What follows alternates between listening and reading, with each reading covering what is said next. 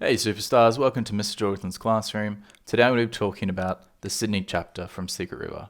This is not a plot summary, it's looking at an analysis of some key quotes. Obviously can't cover them all across these minutes you're with me, so let's get stuck in.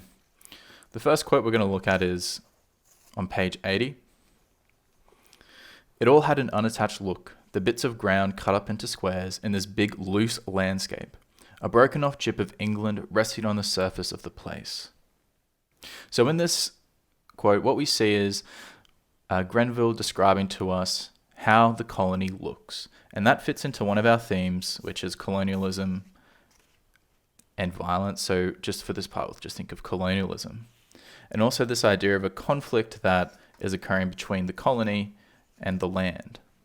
Okay, so what this quote demonstrates to us is how fragile the colony looks in Australia. It just seems like it's sitting there. It doesn't really belong.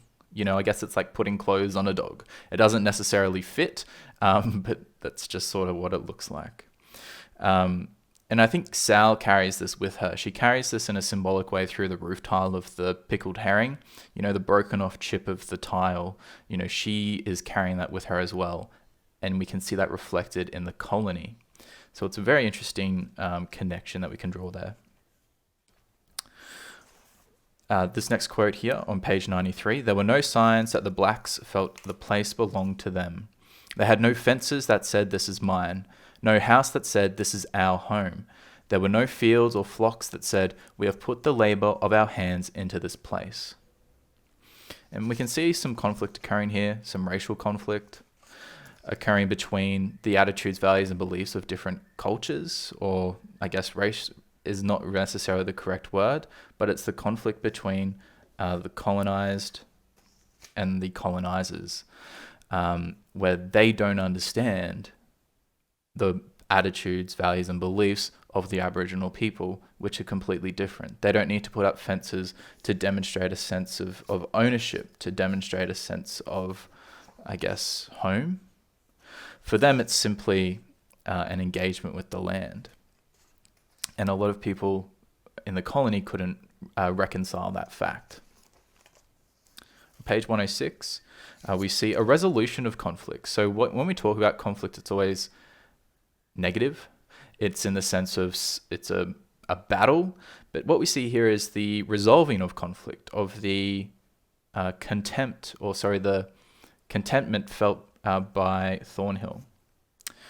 A chaos opened up inside of him, a confusion of wanting.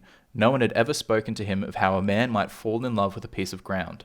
No one had ever spoken of how there could be this teasing sparkle and dance of light among the trees, this calm, clean space that invited feet to enter it. And I think what we're seeing there is Thornhill resolving that conflict with him and the land, because previously when he first encountered Australia's landscape, it was almost like it was attacking him. And here we see him finally feeling a sense of home. We see him feel a sense of belonging that he has never really felt before. Even in London, I don't think he feels this way. And he finally buys into that, I guess, the dream of the ownership of the land. So the final quote we're going to look at is on page 107 over here. And in this encounter, or this back and forth, between Blackwood and Thornhill, we get this quote here, which I just thought is an interesting footnote.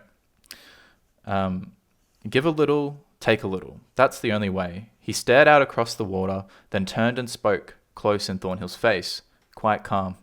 Otherwise, you're dead as a flea. And we spoke about this quote in class the other day, and I guess the give a little, take a little, and how that represents Blackwood's attitudes and values and beliefs. But then this language here, otherwise you're dead as a flea, this simile that Grenville is using as an author reflects what occurred all the way back in the prologue chapter, where Thornhill felt like a creature, a flea on the side of some enormous creature. So that interesting connection from, page 107 of the book all the way back to the prologue, it's an interesting connection to draw. And we can see that for Blackwood, he's trying to get Thornhill to escape from that feeling he first felt in the prologue, the fear, the otheringness of the landscape, of being in Australia. And he wants Thornhill to belong like he does. So that wraps up our analysis of Sydney. I hope you've gotten something out of this. Please look at my plot summary video if you'd like to know a little bit more about this chapter. Thank you.